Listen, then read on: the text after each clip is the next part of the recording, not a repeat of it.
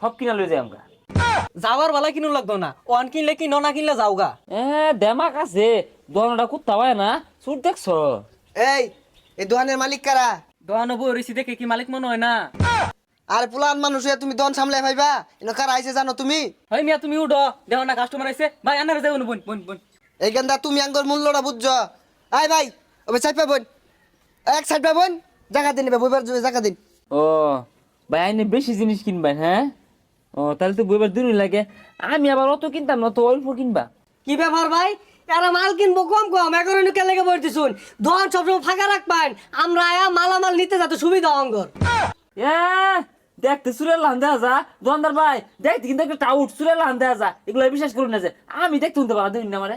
আনে দেখতে সুন্দর দেখে তো কিছু কিনুন না, খালি বই রইছুন। আগেই কইছিলাম বাঙালি কর্পুলের স্বাদ বুঝে না। আমি যে কোন রকমের কাস্টমারটা আর যাওয়ার সমুদ্র আর ভাইবা